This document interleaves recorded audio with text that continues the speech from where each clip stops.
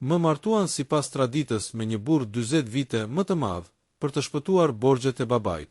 Unë nuk e kam kuptuar kurrë, deri në momentin kur më than fjalët që do të ndryshonin jetën time përgjithmonë. Një martesë sipas traditës, një marrëveshje e fshehtë që nuk kishte asgjë të përbashkët me dashurinë, as me dëshirën time. Babai im kishte borxhe që i kishin mbushur mendjen e tij me frikë dhe zemërim, dhe unë, vajza e tij, isha bërë mjete për t'i shpëtuar ato. Kur mësova se burri që do të bëhej bashkëshorti im ishte plot 40 vite më i madh se unë, ndjenja e tmerrit më pushtoi tërësisht. Ishte një ditë dimri, një nga ato ditë kur era e ftohtë të futet deri në kocka dhe nuk të lë pa u dridhur. Në shtëpinë tonë, atmosfera ishte e rëndë dhe e tensionuar, si përpara një furtune që të paralizon dhe të mban në vend. Babai im nuk foli shumë. Ai thjesht shikonte me sy të zymt dhe bërtiste herë pas here për borxhet që duhej të paguheshin, për ndërmarrjet që do të shuheshin nëse unë nuk do të martohesha. Unë isha 18 vjeç atëherë, plot ëndra dhe ambicie, por të gjitha ato u shuan brenda një nate. Ndonjëherë, kur mendoj për ato momente, ndjej një gjemim të brendshëm, një boshllëk të thellë që nuk mund të shpjegohet. Kur më than për burrin, e kam parë për herë të parë në fotografi. Një burr i moshuar, me fytyrë të rudhur, sytë e tij të lodhur dhe një shprehje të ngurtë, që nuk dukej se mund të donte asgjë nga jeta tjetër veç parave dhe kontrollit. Kur erdhi dita e parë, kur e takova personalisht, u ndjeva sikur po shkoja drejt një burgimi. Ai nuk foli shumë, dhe unë, në heshtje, ndjeva tmerrin dhe një humbje totale të lirisë. Çdo gjë rreth tij dukej e huaj dhe e frikshme. Dorën time e kapëm me forcë dhe më çuan drejt një bote që nuk e njihja, një bote ku çdo hap, çdo frymarrje ishte e planifikuar dhe kontrolluar. Shtëpia ku do të jetonim ishte e madhe dhe e ftohtë, plot dhoma të zbrasta që gjuanin akull në zemrën time. Më duket sikur çdo gjë aty brenda më kujtonte se isha vetëm një mjet për të paguar borxhet e dikujt tjetër. Ai nuk ishte i keq me mua, por ai ishte i ftohtë dhe i largët, dhe unë e kuptova se dashuria nuk do të vinte aty. Nuk kishte një përqafim të ngrohtë, as një fjalë e ëmbël, vetëm heshtje dhe një distancë që më shudhëronte. Ditët e para ishin më të vështirat, ndërsa familja ime shpresonte se unë po mësohesha me jetën e re. Unë ndjeja një mungesë të thellë, një dhimbje që nuk mund ta shpjegoja. Çdo natë, duke shtrirë në shtratin tim të ftohtë, mendoja për ëndrat që kisha pasur, për të ardhmen që nuk do ta kem. Dhe ndërsa i flej pranë meje, duke mos e ditur ndjenjën time, ndihesha si një fantazm në shtëpinë e tij të madhe dhe të heshtur. Shumë herë kam pyetur veten pse tradita mund të jetë kaq e padrejtë ndaj vajzave si unë, pse dashuria dhe dëshira ime nuk kishin rëndësi, pse borxhet e dikujt tjetër duhet të përcaktojnë jetën time. Përgjigjet nuk erdhën kurrë, dhe ndjenjat e pafuqisë më shoqëruan çdo ditë. Por ndërkohë që vitet kalonin, unë fillova të gjej mënyra të vogla për të shpëtuar pjesën time të lirisë. Një shëtitje jashtë, një libër që më bëri të ndjehesha e gjallë, një bisedë me shoqe të vjetra. Ato momente të vogla ishin si dritë në një tunel të gjatë errësirash. Jeta ime me burrin e madh filloi me një heshtje që më mbante të ngrirë. Çdo fjalë që ai thoshte dukej e matshme, e planifikuar dhe asnjëherë e ngrohtë. Nuk kishte asnjë gjest dashurie, asnjë shenjë që të më tregonte se nuk isha thjesht një mjet për të paguar borxhet. Çdo mëngjes zgjoja duke ndier një peshë mbi supe, një peshë që nuk ishte e imja, por që më detyronte të ecja përpara si të mos ekzistoja. Ai ishte i sjellshëm herë pas here, por kurrë i afërt.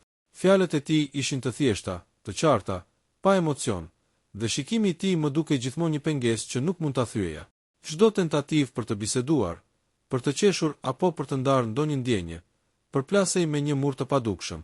Më dukej se po jetonim dy botë të ndryshme në të njëjtën shtëpi.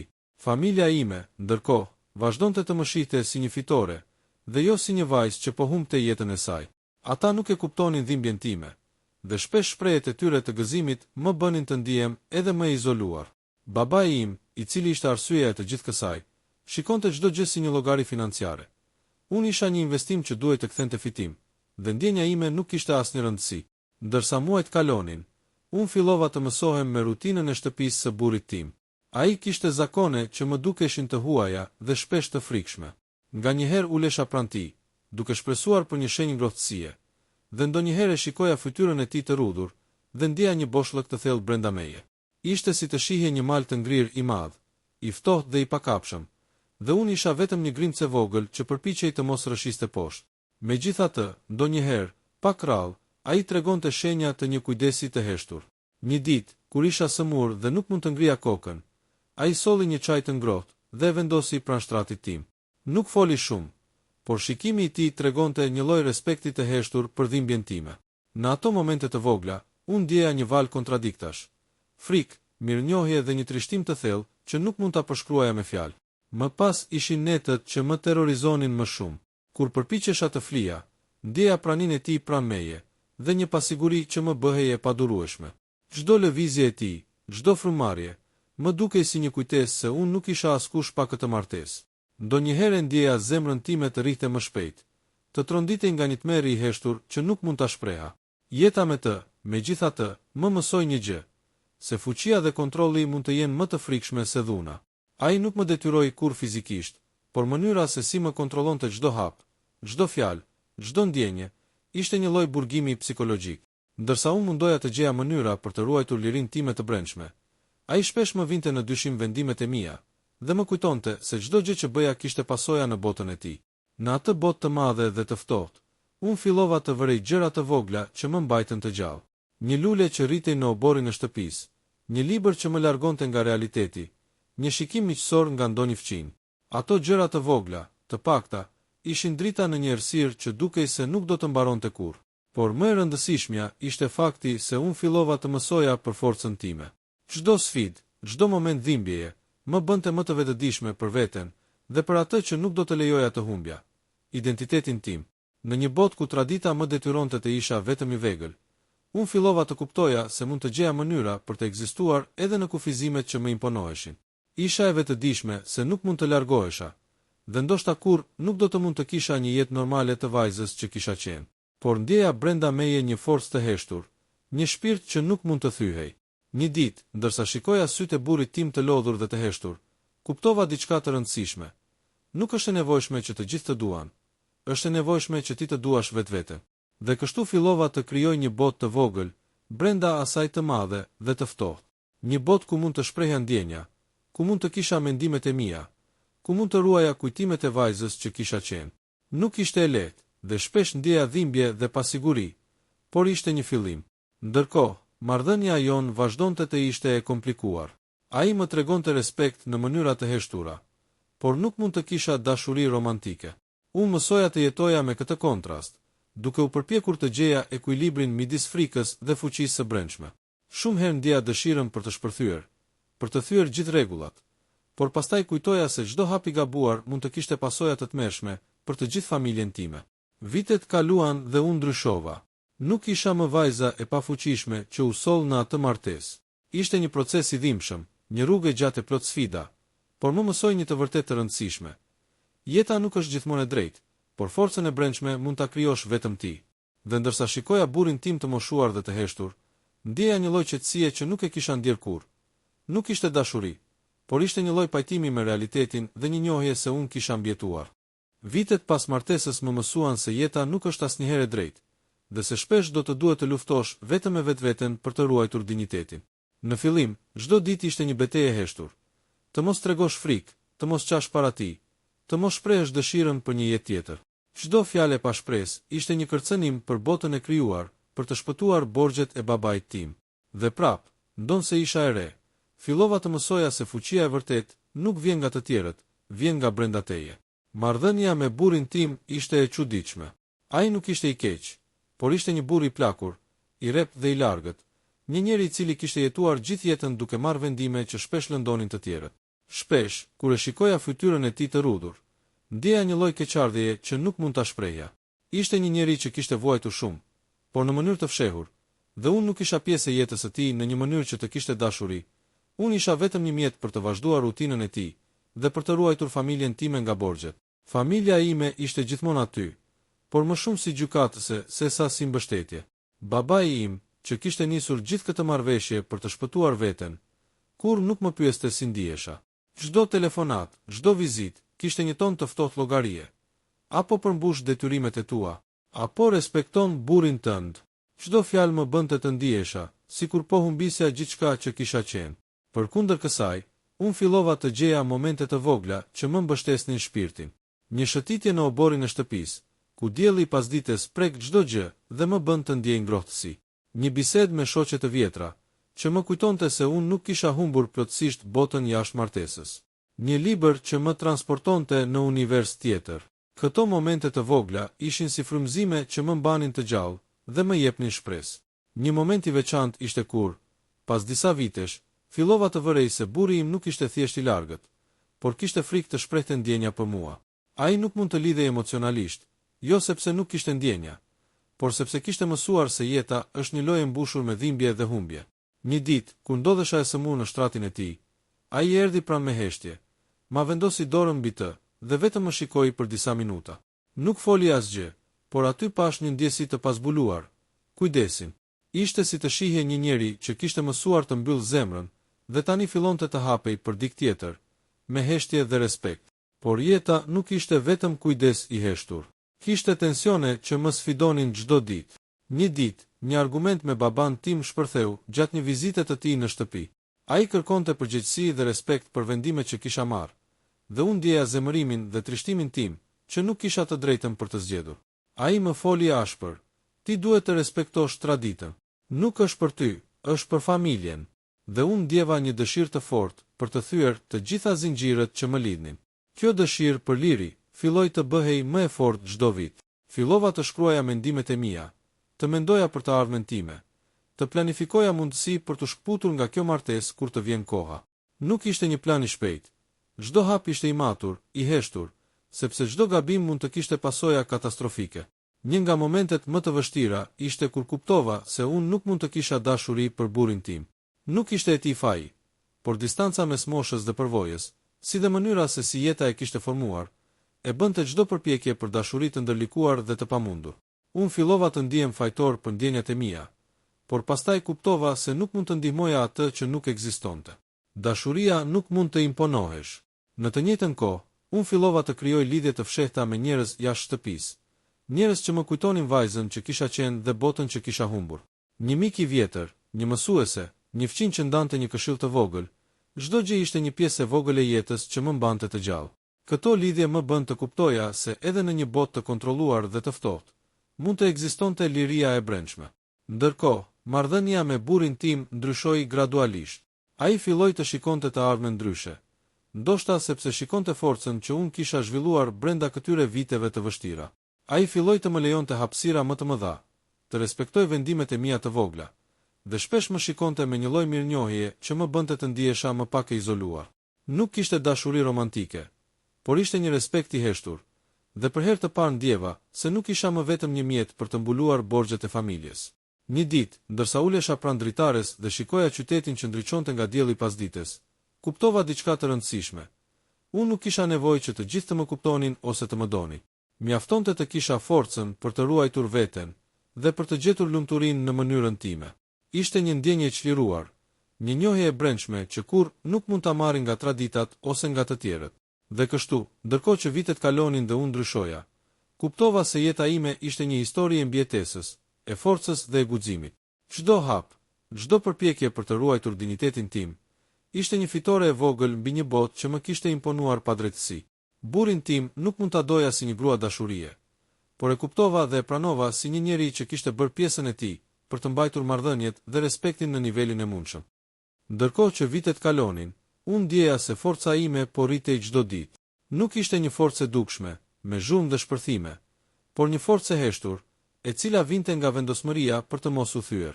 Çdo ditë që kalonte në atë shtëpi të madhe dhe të ftohtë, më mësonte se jeta nuk është vetëm ajo që të imponojnë të tjerët. Ajo është një betejë për të ruajtur identitetin dhe për të kërkuar lirinë që çdo njeri e meriton. Por liria që kërkoja nuk vinte pa sakrifica.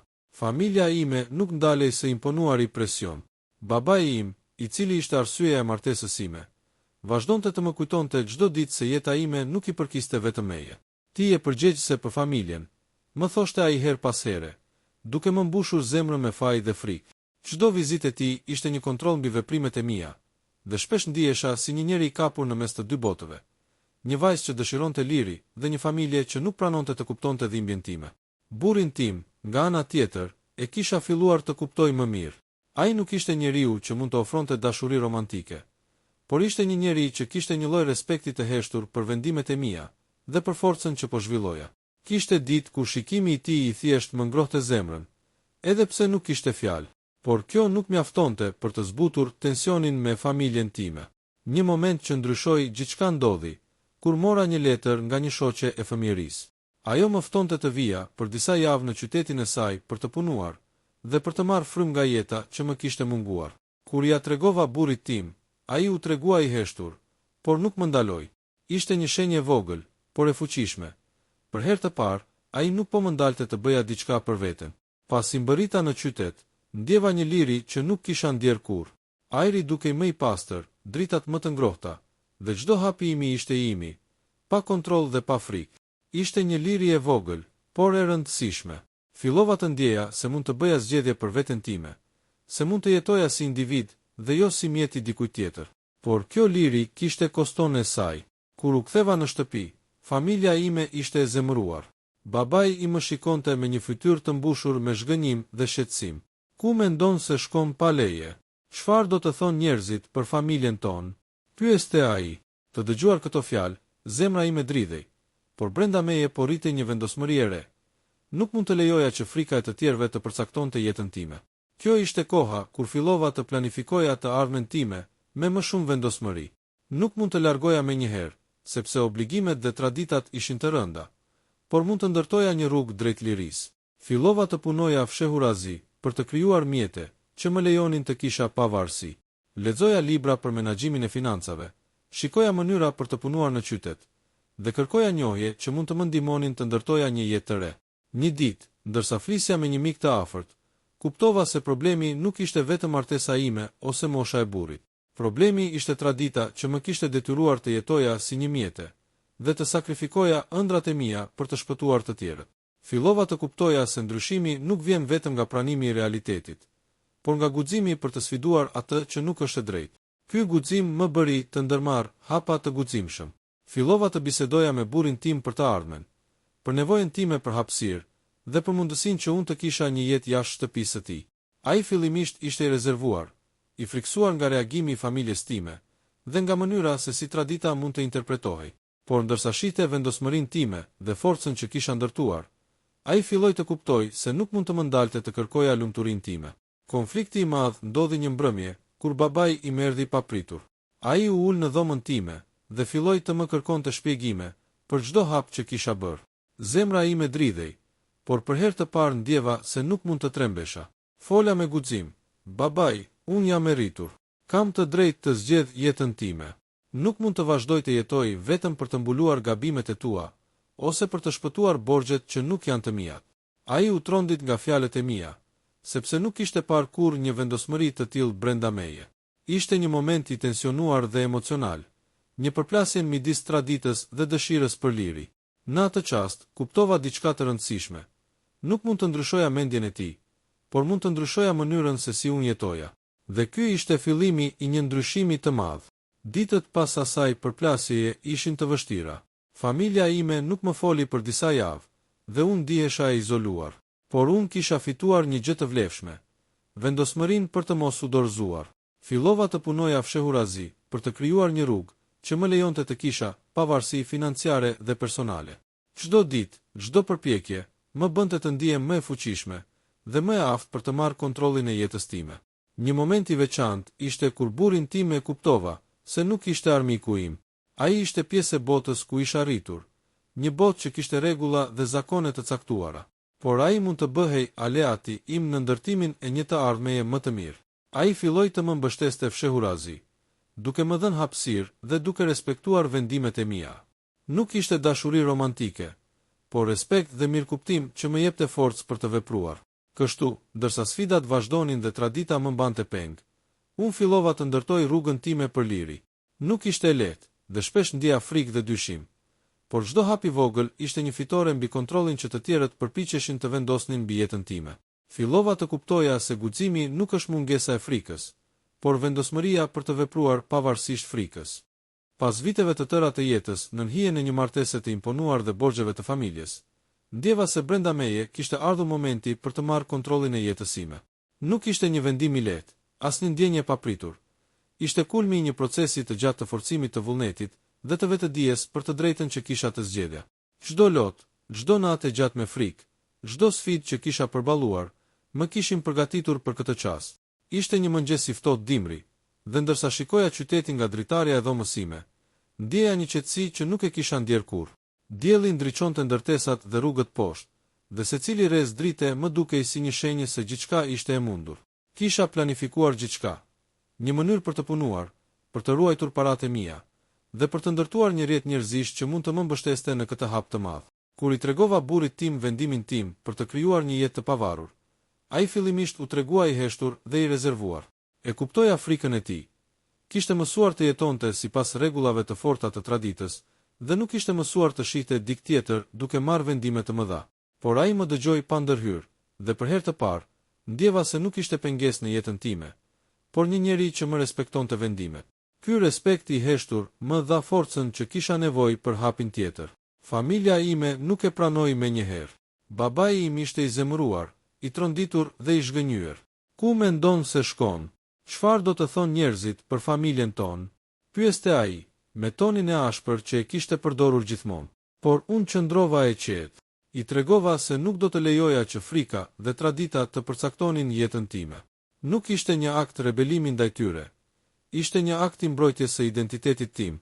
Për herë të parë ndjeva se mund të vendosja për veten time, pa ndjenja faji dhe pa presionin e të tjerëve. Hapat që mora për të krijuar pavarësinë time nuk ishin të lehtë. Fillova të punoja fshehurazi, duke marrë kurse të ndryshme, duke krijuar kontakte që më mundësonin të kisha mundësi reale financiare.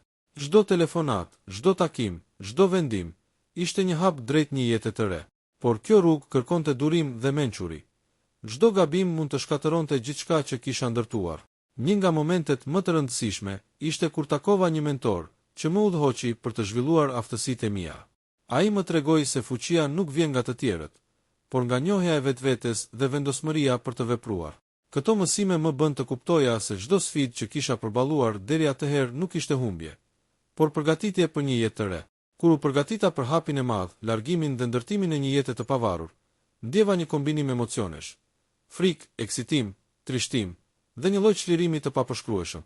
Ishte hera e parë që po shikoja drejt së ardhmes pa kufizime, pa frikë dhe pa detyrime që nuk i kisha zgjedhur vetë. Çdo gjë që kisha mësuar gjatë viteve të vështira, më kishte bërë të aftë të marr këtë vendim me guxim. Hapi i parë ishte i vështirë. Të njoja familjen dhe burrin tim për vendimin tim. Burrin tim e kuptova dhe e pranova si një aleat të heshtur. Ai nuk më pengoi dhe madje më dha disa këshilla të mençura për të ruajtur paqen gjatë daljes. Kur i tregova babait tim dhe familjes tjetër, u ndje një tension i madh. Kishte debate, lot dhe tensione që nuk përshkruhen lehtë, por unë qëndrova e vendosur. Nuk mund të kthehesha pas. Dalja nga shtëpia ku kisha jetuar për vite ishte emocionuese dhe e frikshme njëkohësisht. Çdo hap ishte një lloj çlirimi, një hap drejt jetës që më përkiste vetëm mua. Në momentin që hapa derën dhe ndjeva ajrin e jashtëm, ndjeja një ndjenjë çlirimi që nuk e kisha ndjer kurrë. Nuk ishte vetëm largimi fizik, ishte largimi nga frika, nga presioni dhe nga varësia emocionale. Në javët dhe muajt që pasuan, fillova të ndërtoj një jetë të re. Punova fort për pavarësinë time financiare, njoha njerëz të rinj, dhe fillova të ndërtoj rrugën për të arritur ëndrat që kisha pasur gjithmonë. Nuk ishte e lehtë, kishte ditë të vështira dhe momente dyshimi, por çdo fitore e vogël më jepte forcë për të vazhduar. Një nga gjërat më të rëndësishme që mësova ishte të falja. Nuk ishte falje për të tjerët që më kishin imponuar këtë jetë, por falje për veten time. Për të mos u mbajtur peng nga zemërimi dhe dhimbja, por për të ecur përpara dhe për të ndërtuar një jetë më të mirë. Falja më lejoi të ndihesha e lirë, pa mëkate të panevojshme dhe pa barë emocionale. Në fund, ajo që kuptova është se liria nuk është vetëm largimi nga një vend ose nga njerëz që të mbajnë peng. Liria është të jesh vetvetja, të marrësh vendime për jetën tënde dhe të mos lejoj askënd të përcaktoj fatin tënd. Burrin tim e kuptova dhe e pranova si një pjesë të historisë time, por jo si pengesë. Ai ishte një person që më mësoi respekt dhe durim, dhe unë e falenderova për të gjitha momentet që më lejoi të mësoja dhe të rritesha. Në fund të rrugës, kuptova se nuk mund të ndryshoja të kaluarën, por mund të ndërtoja të ardhmen. Çdo sfidë që kisha përballuar, çdo dhimbje dhe çdo lot, më kishte bërë të fortë dhe të vendosur. Dhe ndërsa shikoja horizontin e qytetit nga dritarja ime e re, ndjeja një qetësi të thellë. Jeta ime ishte e imja, dhe askush nuk mund të më ndalte të ndëroja, të punoja dhe të kisha lirinë që meritova gjithmonë.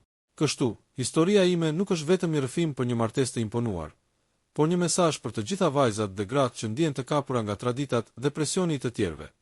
Fuqia është brenda teje.